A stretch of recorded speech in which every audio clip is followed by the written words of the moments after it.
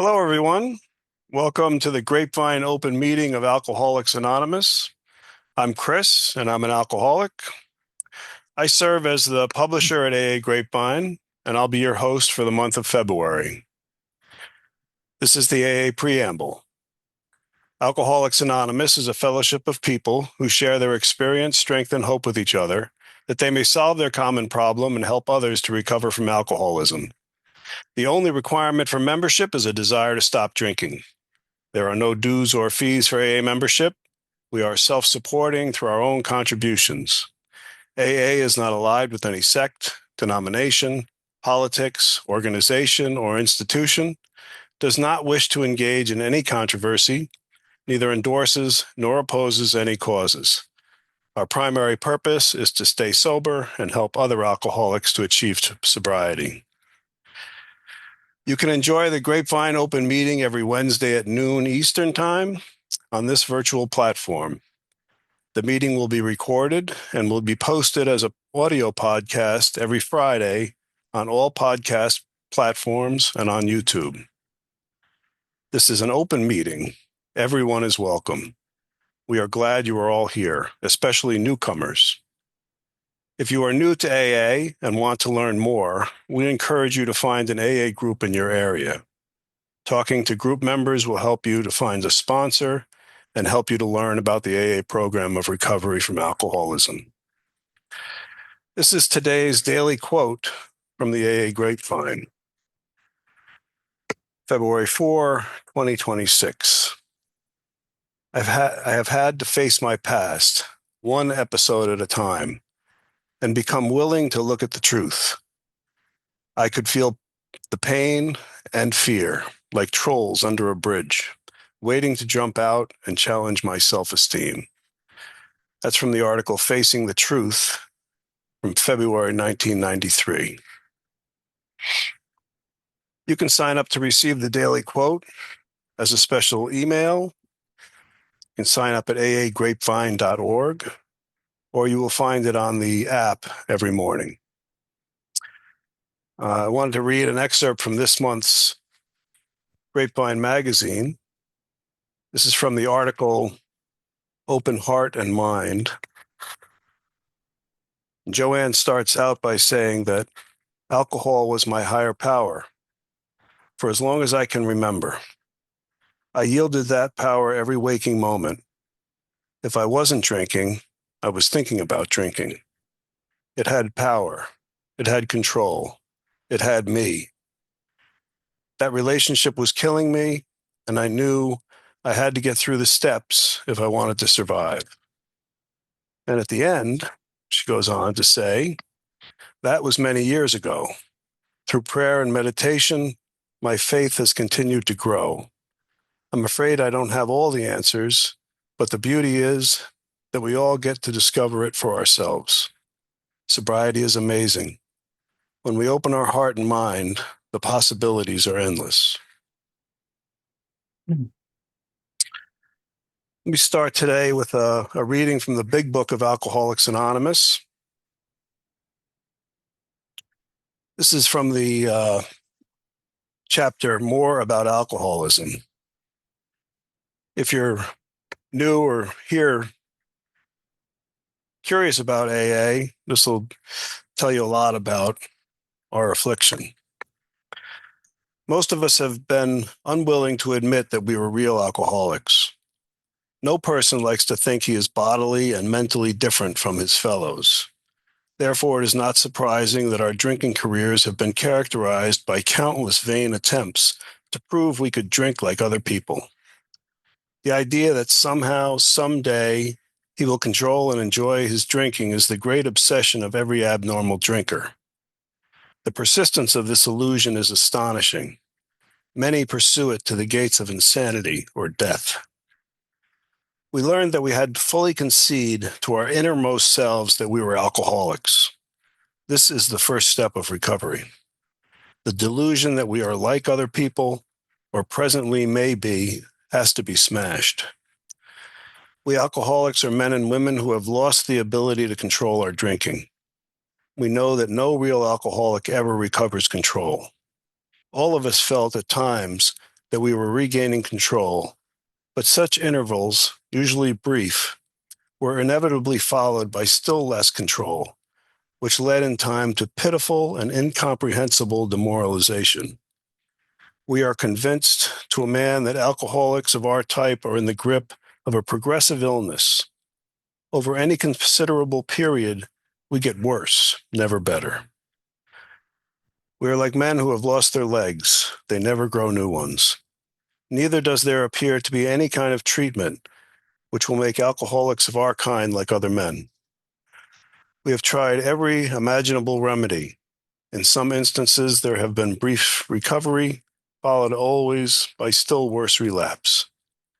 Physicians who are familiar with alcoholism agree there is no such thing as making a normal drinker out of an alcoholic. Science may one day do this, but it is yet to do so. Okay. This will be a two-speaker meeting. There will be no sharing by attendees, so please sit back, relax, and listen. I love to attend open meetings because there's no pressure, except for Anthony and Vera, of course. We often hear it is best to try to identify with the speakers rather than to compare your story with theirs. Our first speaker is Vera, and Vera has, I met Vera through service to AA. She was a director on the AAWS board while I've been working at Grapevine.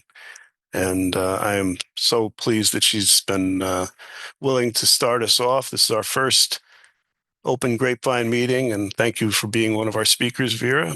I'll give it to you. Thanks, Chris. Hi, everyone. My name is Vera, and I am an alcoholic. My sobriety date is September 19th, 1989, and my home group is the Sober on Saturday group that meets in Lee, Massachusetts.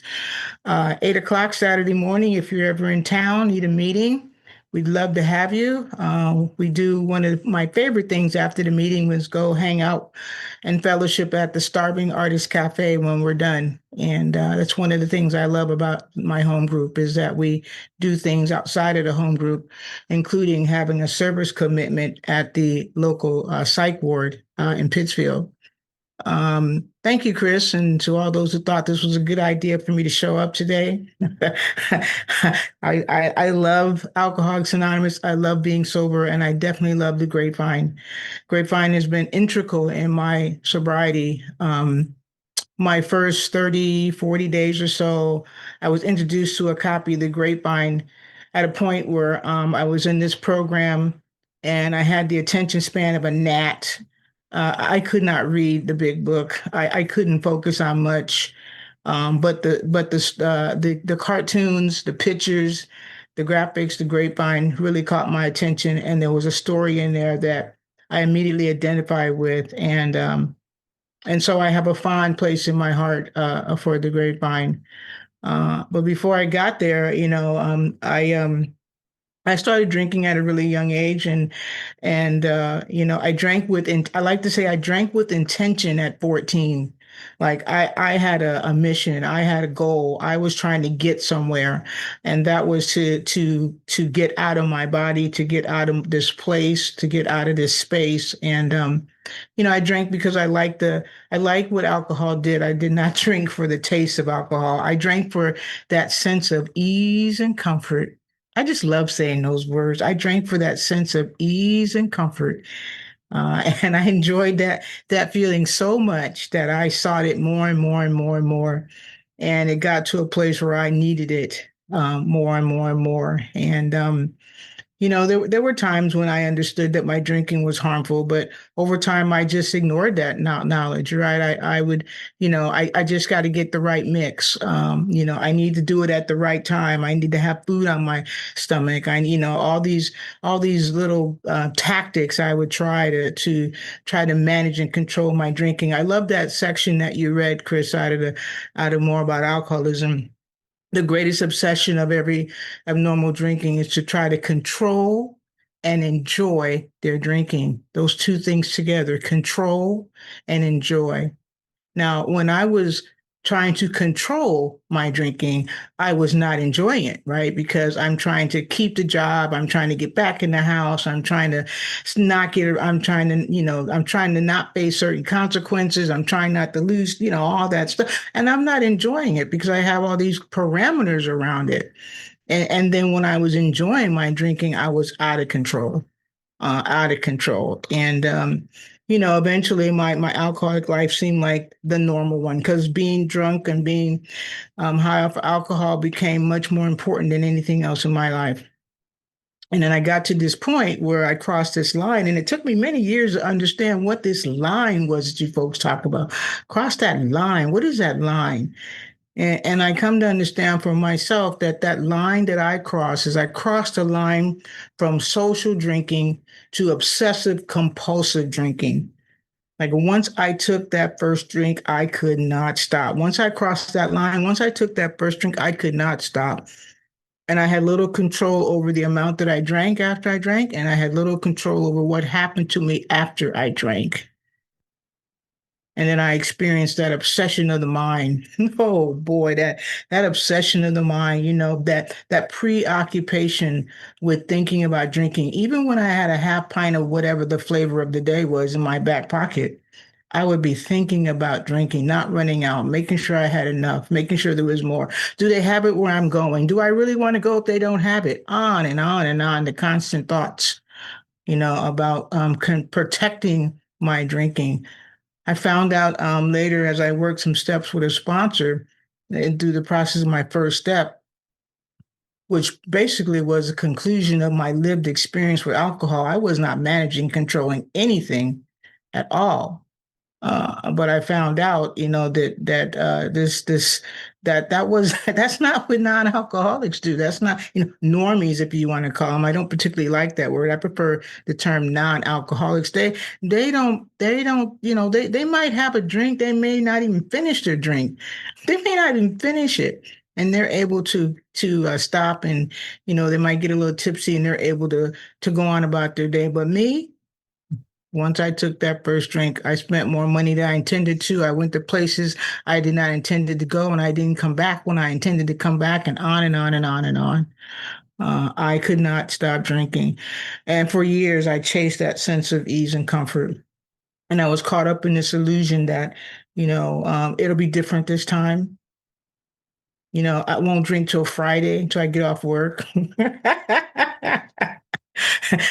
I'll just have two, you know. And my favorite one is, you don't understand. You don't understand, right? Like if you lived in my world, in my life, if you were me, you would drink too. And then of course, I got this. I got this. And what happened is, after a bunch of car crashes and little, visits and interactions with the law and loss of jobs and this, that, and the other, I got to this place in my life where I ran out of options, right? I just ran out of options. Like alcohol was dictating daily what I did, where I went, who I went with, if I would even show up. It became my master, and it was the driving force in my life. And I found out with my sponsor and working for first step that I had this relationship with alcohol. Check that out. I had a relationship with alcohol. And that relationship was so precious that I would protect that. That was my number one thing to protect above everything, above family, above friends, above even my very life, my very life. And so what happened is I just finally ran out of answers, right? I didn't know what to do. And through a series of events, I was led to you folks in Alcoholics Anonymous. I wound up going to a treatment. It was called a recovery home back in 1989 in San Jose, California. It was like 15, 20 miles outside of town. Perfect, right? Because I couldn't get to the liquor store. They didn't deliver. And nobody was coming to visit. So that wasn't an issue. And I heard people that thought like I thought, and they felt like I felt, and some of you actually drank like I drink, and some of y'all did what I did.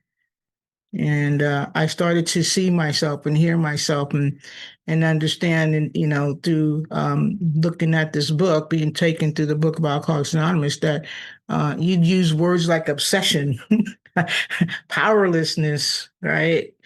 Denial, rationalization. That was a new vocabulary for me. I didn't know that those words. I just knew that I couldn't stop drinking. I just knew that I had a craving for alcohol, and I was unaware of anything other than that. And I finally got to a place where I entertained the possibility that maybe there was something different. Maybe there was something different. I remember someone standing up at the podium there talking about only 1 out of 10 of y'all gonna make it, or some ridiculous number they were saying. I got mad and I was like, that I'm gonna be that one. I think that's somewhere my rebellion and defiance really helped me to like stay here. I'm going to be that one. I don't like those numbers. I don't like those odds. And so I stayed. And I got a sponsor, and we started on this journey. And I would hear people in meetings talking about this process. Y'all love that word, process, process, process. Talking about this process of coming to. You came to believe. And I didn't know what any of that meant. But what I know for myself is I began to believe in the possibility of staying sober. That's what I began to believe in. Through the evidence of what I was seeing and the people that were showing up and the shares that I was hearing about people, I began to believe that maybe I could do something different. Because listening to you folks, I could see and I could relate to some of what you said and what you're doing. And I began to draw some hope. I began to draw some hope and have the possibility that maybe, just maybe, I could stay sober too. And so I started doing some of what you did, because you said, if you want what we have, then you do what we do. So I got a sponsor, and we started this deal, this journey of going through the steps. And as the days turned into weeks and weeks turned into months, I began to experience some relief from my never-ending thoughts of drinking. Something was happening to me, not because of me, but in spite of me. And the more that I became open-minded and more willing, I became more hopeful. And I realized one day I hadn't thought about drinking. It's like, wow, what happened here? I used to think about this all the time. So I went through that process of the steps, and it changed my life. And I kept seeing evidence of this process working. And I kept seeing people and doing some stuff. And I began to find out some answers to two questions that really bothered me. Like, I didn't understand why I couldn't drink like I used to without getting drunk. That baffled me. Why can't I drink like I used to without getting drunk? And why, now that I want to quit, I can't stay stopped? And working with a sponsor and going to lots of meetings and listening to you folks explain and talk about some stuff, I began to realize and get some answers to those questions. And so going through those steps gave me a whole bunch of information about myself. And I like to say it produced a transformation, right? I began to take a real honest look about who I am, what I was doing, and deal with some of the stuff that I didn't want to deal with, because alcohol for me was like Calgon. I know I'm dating myself here. The old TV commercial, Calgon, bath oil beads, Calgon, take me away. That's what alcohol did for me, took me away. And when I came to Alcoholics Anonymous, I stayed, and I started to understand who I was and what I was and what was going on here. And my sponsor would say things to me like, AA is not just about meetings. This is a program of instructions. This is about alternative behavior. Do this instead of that. Let's look at some of your root causes, some of your patterns. If you won't get drunk if you don't take the first drink. Bring the body and the mind will follow. She was talking a different language. I didn't know what any of that stuff meant. It didn't make any sense. Stick with the winners, but don't take anybody's inventory. How are you going to know who the winners are if you can't take somebody's inventory? That made no sense. So it was like gobbledygook, just all kinds of stuff. But I stayed. And I stayed because when I came in here, I had a shopping cart down Monterey Highway where I would pick up, go dumpster diving, and get what I could for my next drink. And like I said, I had gotten sick and tired of that life. I didn't want that life anymore. and you guys offered me a new life, something different. I realized that my anger and self-pity and fear under that was actually someone that I actually liked. That there was I wasn't just this ball of anger and rage that I came in here with. I was so mad when I got here. I was mad at everybody, mad at myself, mad at you. Pour me, pour me, pour me another drink. But sponsorship and unconditional love and Alcoholics Anonymous saved my life. Saved my life. I became aware of the behaviors and things that were rooted in fear. I didn't think I had fear. I thought I was fearless. I'm driving 90 miles an hour, dancing naked on tabletops. That's fearless stuff. There's no fear here. No, no, no. And I thought, doing the steps, I thought that was the level of insanity too. And I found out that's not really the insanity they're talking about either. The insanity that we're talking about is that curious mental twist, that thing that I tell myself to make it okay to take a drink, even when I know that that's not going to help, where it's going to take me doesn't work, doesn't change. That was the insanity. I found out how I use my self-pity and my anger to manipulate people. And I found out through working through my resentments that the story I told about how much you were to blame for the things in my life that didn't work, it's your fault, your fault, your fault. The more I told that story, the bigger your part became and the smaller my part became, to the point where I had no part in it anymore. And the implication was, if it's your fault, then you have to fix it because it's your fault. So you fix it. And that was the beauty of working steps 4 and 5 with my sponsor. That I became 100% responsible for my life. I can go on and on and on about what I've learned and what I've gained in Alcoholics Anonymous. I'll just kind of end it with, I don't know where the time is. Somebody will have to flag me because I'll talk forever about this thing that saved my life. I'll just end it on the part about, this is a 3 legacy program: recovery, unity, and service. And it's the service and the good-hearted, unconditional love of the members of Alcoholics Anonymous who said, "Come here, and let me show you." Not just by in the book, but through what they were living in their life, going through. Let me show you how to do life one day at a time, sober. And by the way, let's come over here and help set some chairs up. And when you're done, let's go get some coffee and make some coffee. And how about putting some literature over here in the rack? And I didn't know it, but what they were doing was introducing me to service, introducing me to how to do something for somebody else other than myself. Right? Because that's all I think about. That's all I got. And that unconditional love, that service to other alcoholics, doing something for somebody else without any strings attached, without any, people came and gave me rides. I was 10, 15, whatever miles outside of San Jose, and people would come and pick me up and take me to meetings in town. They didn't want gas money. They didn't want anything. They just come and pick me up and took me places. And then they went to the meeting after the meeting and had the coffee and stuff, and I had no money. They didn't care about that. They said, whenever you get right, you pass it on to somebody else. And they were showing me a life of service, of unconditional love. And what I know today is that service is an antidote to my selfish, self-centered, self-seeking behavior. When I'm able to step outside myself and do something for somebody else without any looking for anything, it really impacts my selfishness. It tamps that part down, right? Because at the core of my alcoholism is my self-centeredness. And so what I pay back to Alcoholics Anonymous is, to the best of my abilities, I do what was given to me as much as I can and show up in places like this when I'm asked. I'm grateful to be a member of Alcoholics Anonymous. I'm grateful to be sober. Glad to be a part of this inaugural project of kicking it off.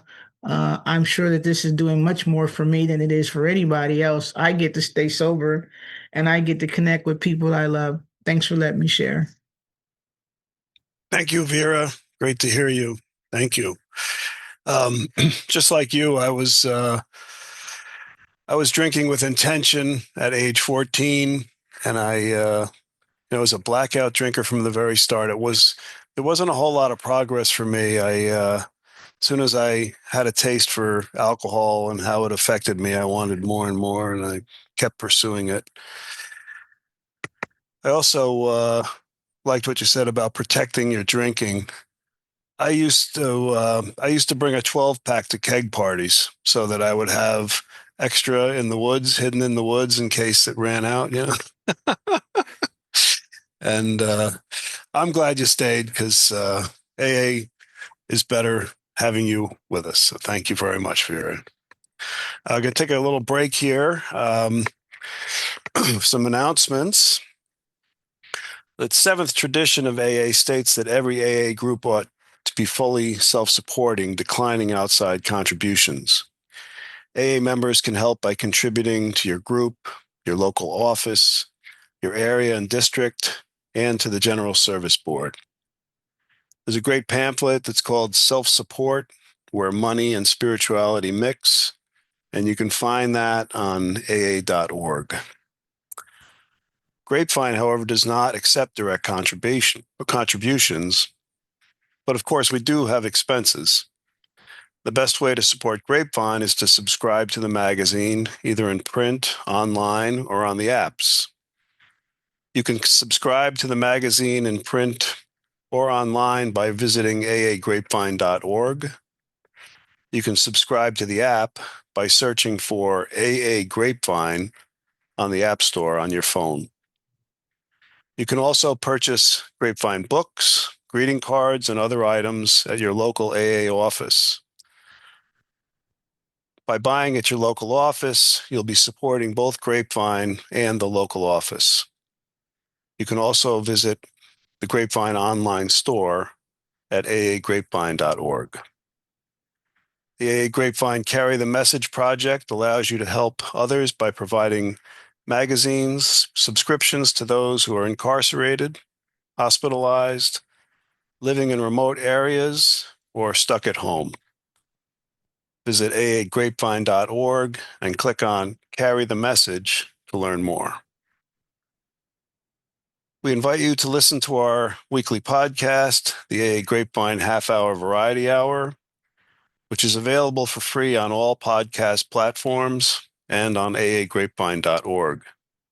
And please follow us on Instagram and on YouTube. Our second speaker is my friend Anthony. Anthony and I have known each other since about 1996, probably 30 years or so. And he's been a great friend. He was my sponsor for a little while, and we've been to a lot of meetings together.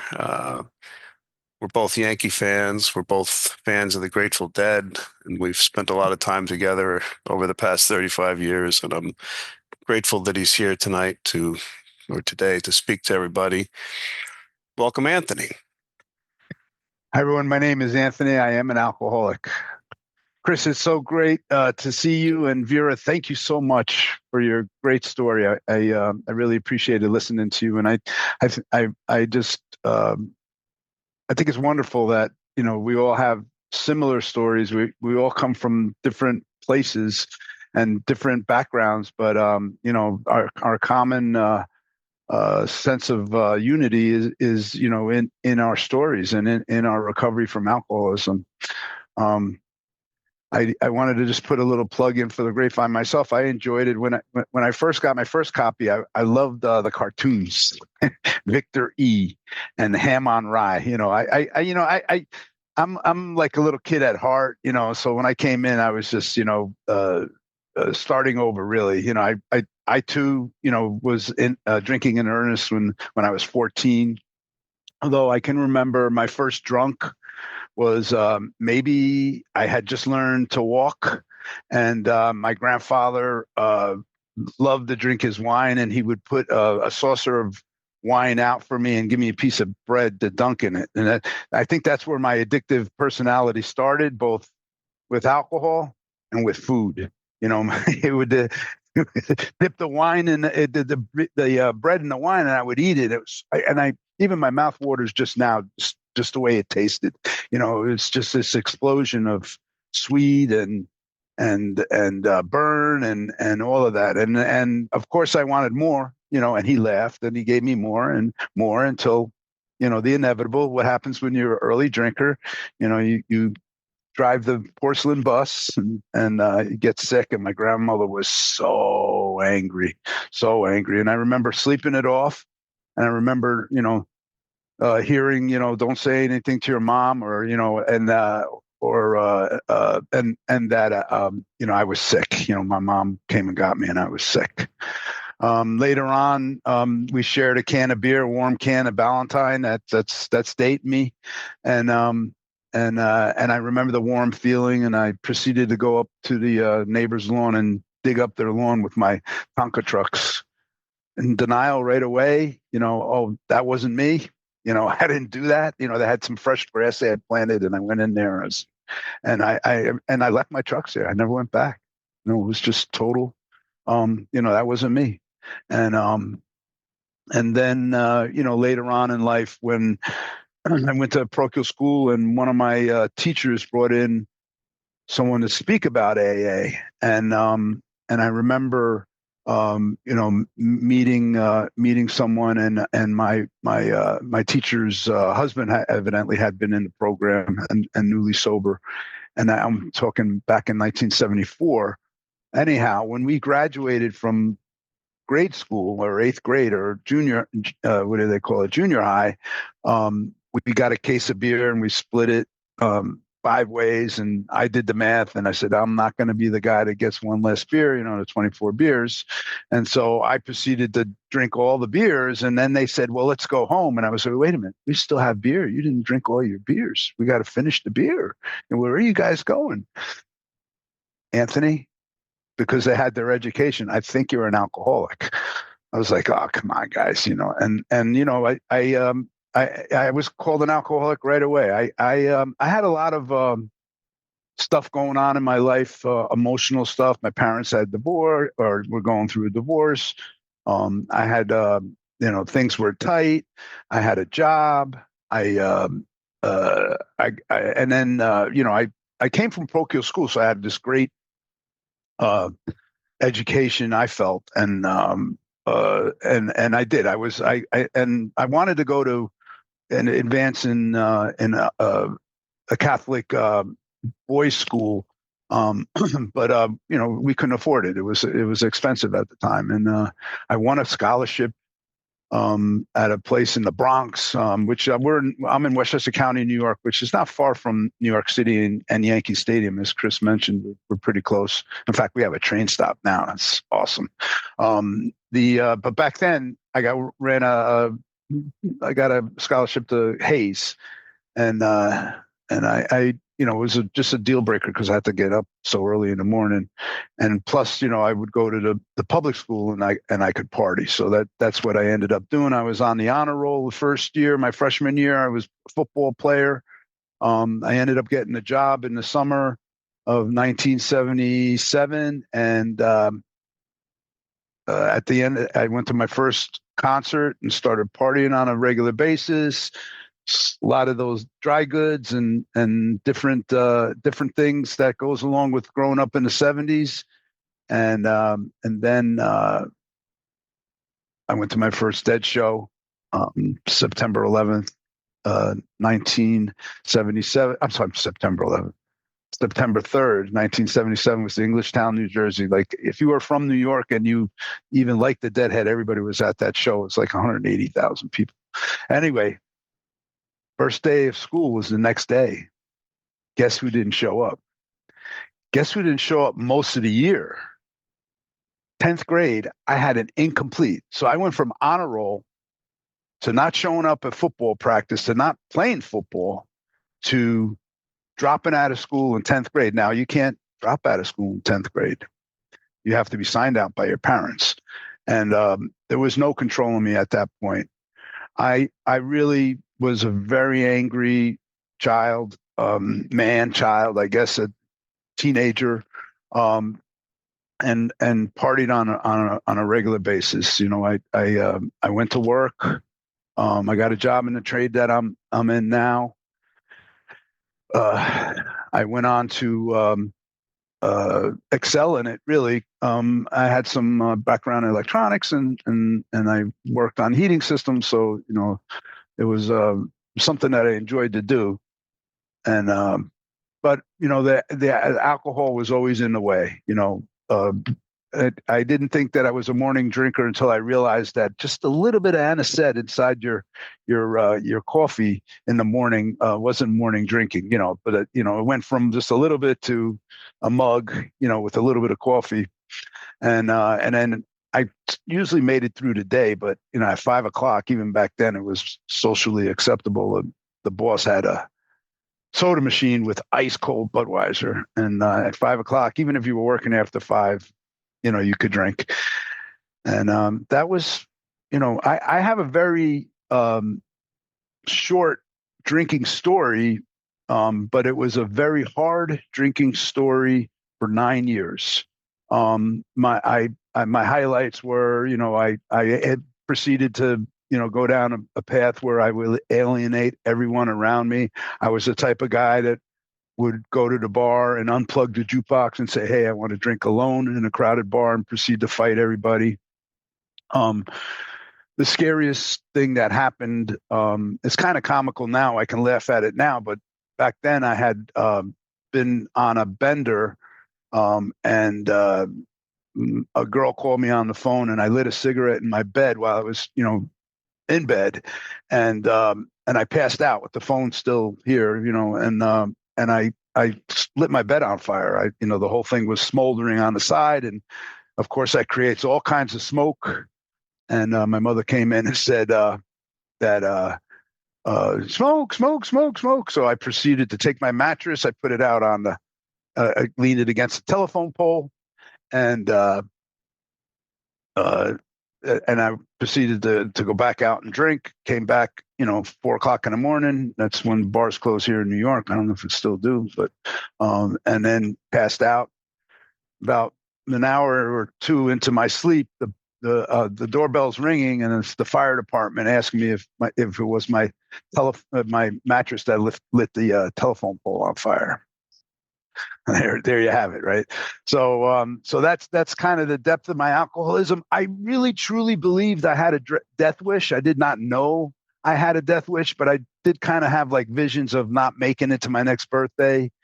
Some scary things. I had my sister in the car, and I was smoking some of those dry goods, and I proceeded to cough so hard that I blacked out, going 70 miles an hour in the left lane, and then waking up and looking at all the cars behind me piling up, and drunks and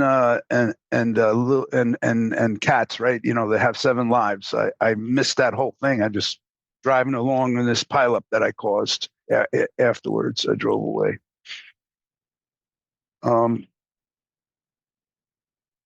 I met a girl, and she had a black belt in Al-Anon. Her father was in the program, and she told me about AA, and it was very curious to me, and I tried to white knuckle it because I wanted the girl, right? And I came here for the girl, and so she introduced me to a guy. We were talking about him earlier. Who's in? Chris was saying that he submitted a Grapevine article this month. Jack B in Florida. He's not in Florida, but back up. We're up here, and we went to dinner. And after dinner, I had asked him. She had suggested to me that talk to him about it if you're that curious, and I did. And he sat me down. We were in his office, private conversation, and he told me all about how AA really, changed his life. And I told him that I had this constant gnawing in my stomach, like always like upset, always in the time we say agita. I had this constant agita. And he said that he went to AA and he started doing the steps, and the steps helped him to connect what was stuffed way down here in his mind and helped somehow fill a hole in his soul. And I was just like, wow, when can I go? And it just so happened there was a meeting in about a half an hour. And he said, well, there's one in a half an hour. It's like, tonight? I don't know about tonight. You see, I got plans. So still, I kind of floundered a little bit, but not too long after that, I was going to lose the girl, and I came, one of those 3-day, benders, and then you're kind of sleeping in the next day. And he asked me for help on something. I think it was this dishwasher, hooking up a dishwasher or something. And I went to his house, and he took one look at me. It was like, "Whoa, can I get you an aspirin or something?" And I was like, "Yeah, no, I know, I gotta stop."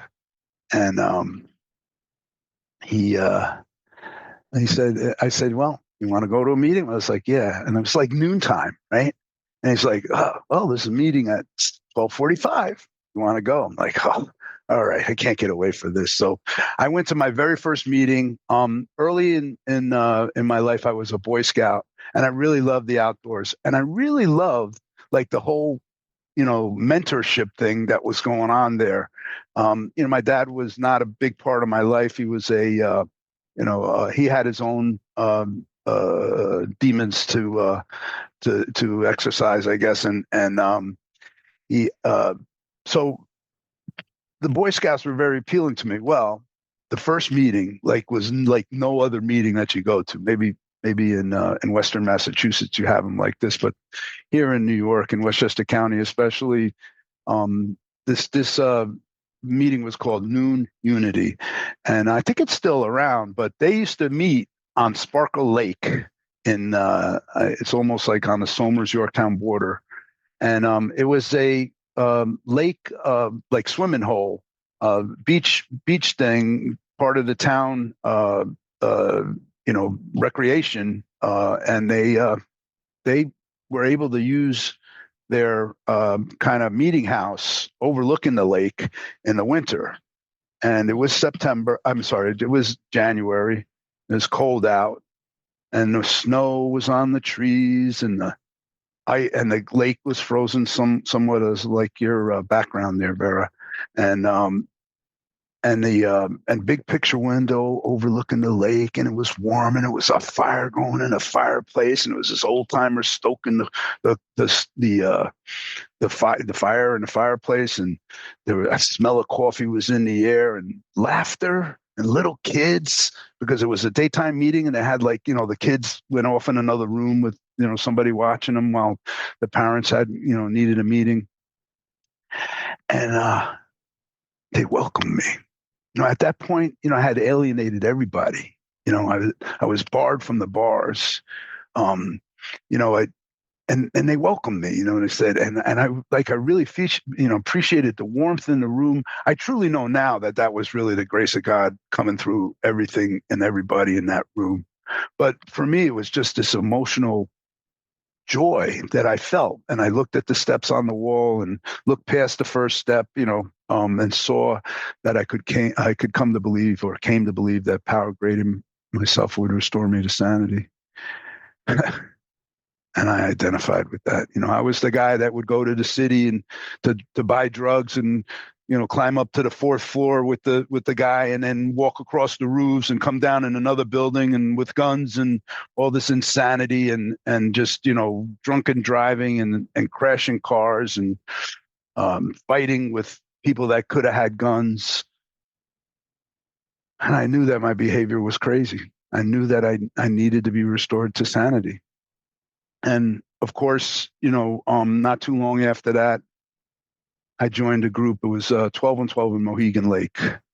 They actually, Jack was one of the guys that was a founder there. He was not my first sponsor because of the association. His wife and my son's mother were very close, so that he thought it was inappropriate. I think that was pretty smart. But not too long after that, I got a sponsor. I was at a beginner's meeting. I started my 90 meetings in 90 days. I found out later they had bets. Like, I don't know about this guy. I don't know if he's going to make it. This is a tough case here. I was the guy that would sit in the front, or, with the ashtray and burn the styrofoam cups. I was that guy. And but I got a sponsor. I was at a beginner's meeting, and I figured, I'll just call him on it during the meeting. All right, well, why don't you be my sponsor? And he says, all right, let's talk after the meeting. What did I get myself into? And he told me, and at that meeting, I heard, you got to get a group and you got to get a sponsor. And there were 5 things you could do to keep yourself sober, every day. It was to wake and pray, read your 24-hour day book, call your sponsor, go to a meeting, and then thank God at the end of the night, right? And then one day at a time, I might not drink. Now, that was January 1986. So I just celebrated my 40th year. And I got onto the thank you. Yeah, I got onto the ashtrays, brooms, and chairs. So just to kind of dovetail on what Vera talked about, the ABCs of the program. You would, and I took great pride in coffee. The C in chairs or coffee. I would make the coffee for the group and make sure that it was great. And if somebody complained, oof, I really would be upset about that. I didn't do well at business meetings, so I didn't really get involved in service as much as I could have. But I will say that the same guy, Jack, took me along on a lot of different things, and he was the GSR for our group, and I was the alternate GSR. I had a year, and I remember AA coming alive there for me. The biggest thing that happened back then is when they were writing the 24-hour our daily reflections. There was a big controversy about having literature and at the same table as the 24-hour day book. So AA decided to write their own, and there was a sheet that we brought back. And the fellowship was relatively small back then, not the way it is now, and not mainstream the way it is, of course, today. But we took that sheet home and to the home group, and you know what? 2 members from our group got 3 pages in a daily reflection. I was just flabbergasted about that. I couldn't believe that AA was this upside down triangle, and there were no bosses, and the groups ran the meeting, and they truly would vote on things, and it would kind of funnel its way down to, the general service office. And I visited the general service office on Park Avenue, and I remember, meeting the archivists, and kind of all of a sudden it all just started to come together for me. I remember reading early on, one of the other books was Pass It On that came out. And in Pass It On, I remember hearing like the key to the program. And Bill W. had said that, we have a kind of a reset to start our day over at any time, get down on our knees and pray. And through that prayer, we could start our day over at any time. And that concept of one day at a time, and then 1 minute at a time, when I was really struggling, was a principle that I learned early on and loved. And I remember also put one foot in front of another, to just kind of move a muscle, change a thought. I had a lot of noise in my head. I had a judge and jury. It was something that really needed to be all sorted out. And by having a sponsor and being able to share all of these things was so valuable to me. It was like this advisor in life, and the only reason he did it, I didn't even have to pay him. And it was because somebody did it for him. Just pay it forward is what he said, as Vera mentioned earlier. And I tell you that I wrote my 4-step with intent. Back then, a lot. I guess my sponsorship train we did it in 5-year increments, and to write an honest and accurate autobiography. I had to write it. Dear God, help me to write an honest and accurate autobiography, to learn from it, not to be hurt by it. And I wrote that down on, I don't know, I think it was probably a dozen or so pages, and I later sat down with my sponsor and went over those my story, and he had out his list of defects, and he told me, and he kind of just started checking things off and stopping me and trying to explain a little bit of what was going on, and maybe to help me to figure out the exact nature of my wrongs. And mostly it was that I had God-given instincts that had basically gone awry. I learned that in the 12 and 12. In the first page of the fourth step, they talk about that. They say that we have an instinct that is God-given. We have instincts of social to be, amongst friends and have notoriety and have self-esteem. The other was to, have a roof over our head, the security instinct, the social instinct, the security instinct, a roof over our head and food on the table, and a place to and then the sexual instinct to reproduce, and any of those things go awry when the defects of character come on. And in particular, the deep dive on 6 and 7, early on, my sponsor was just like, you want to hold on to any of this? Do you want to have God remove them entirely? And I was like, of course, at the end of your 5th step, you'll, just like anything, right? To get better, to get behind that. And so he said, go home and pray.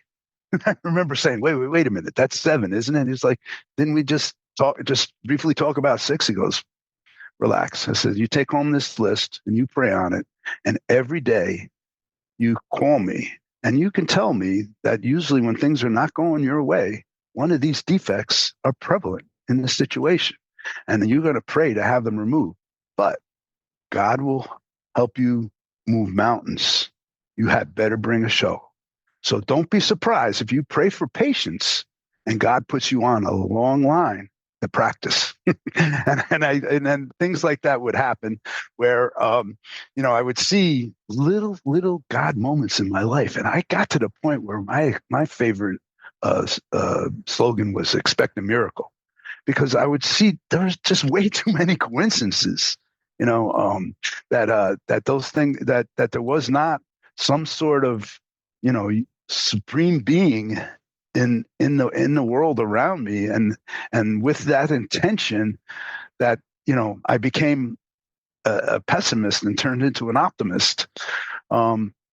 Later on, I will tell you, I did more of a deep dive. I got a new sponsor, Billy D, and now he's down in I think it's in he's in Virginia, and he asked me to do a deep dive on on my steps, on my defects. He gave me a list. I wrote down all the definitions, and then I prayed to really, really learn them and really, really internalize them. The 7-step prayer, instead of saying, God, remove from me every single defect of character, the character of greed, or lust, or pride, or control, or all of those things. And he taught me a drill, and the drill was anytime things are going along the way that it kind of just seemed like something's not right, something that's not going well.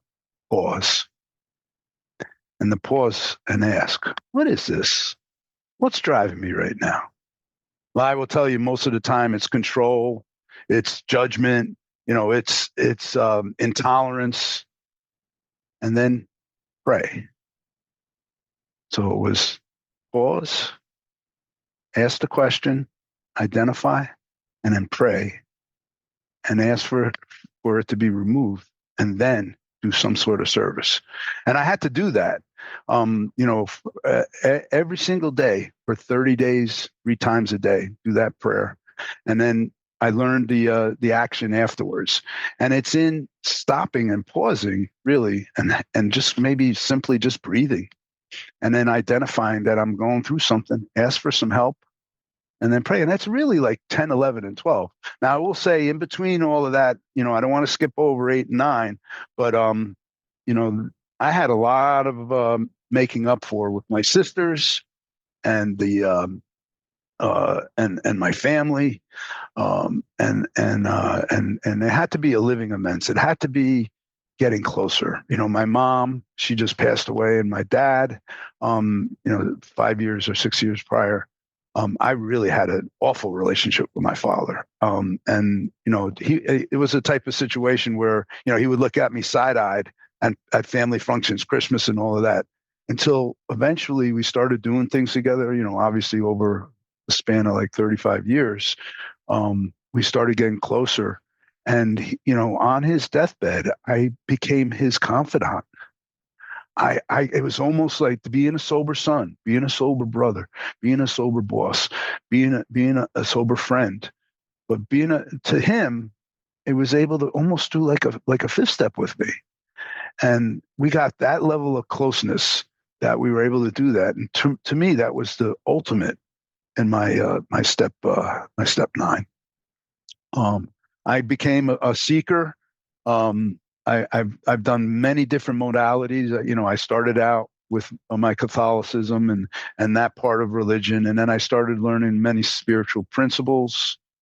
It would be, I have to mention shamanism, where all of these guides all over the world somehow met with these indigenous tribes everywhere, and they all have a common theme. There's no coincidence in that. Wow. They had a spiritual advisor in most of the tribes. They believe many of these things, and there's such a common thread through all of those things. And also, just the vibration, and we are who we are, and how that molecularly, down to the atoms, that we are really just there's a lot of space and a lot of air in between all of that, and we are all energy. And that through Reiki, I learned that I was not, that God wasn't around me, that eventually he could be a channel that could come through me, and the light could come through me.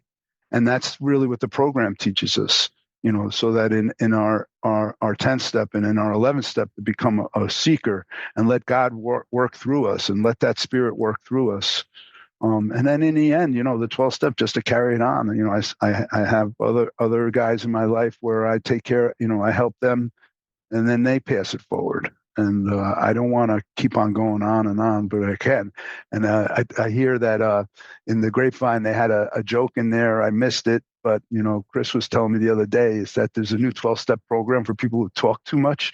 It's called On and On and On and On. Anyway, so thank you so much. And just my quick plug: $3 a month. The Grapevine. Where could you come on? $3 a month. Get your sign up for the app, will you please?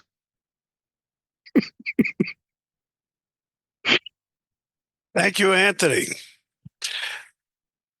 I'll have to give you a cup of coffee or something for that little plug. Thank you. I could definitely identify with your early drinking. I was the guy that got the case, and made sure we had the case in order to keep it going. And I too, now looking back, I realize I think I had a death wish. I mean, just I certainly didn't want to be conscious. I wanted to get away from life for sure.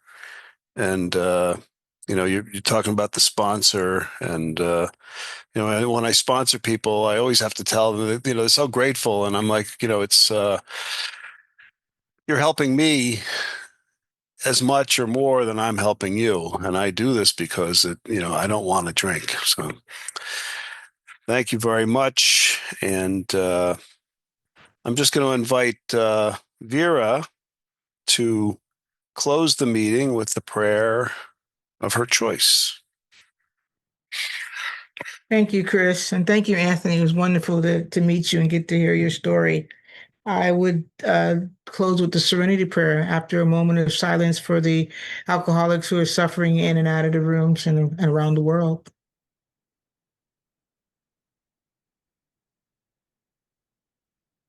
God, grant me the serenity to accept the things I cannot change, the courage to change the things I can, and the and wisdom the wisdom to know the difference. Amen. Amen. Amen. Thank you, Vera. Thank you, Anthony. Right. And thanks, you Chris. for everyone who attended today, and we'll be here every week at noon. Hope to see you again next week. Thank you. All right. Take care. Bye-bye for now. Bye-bye.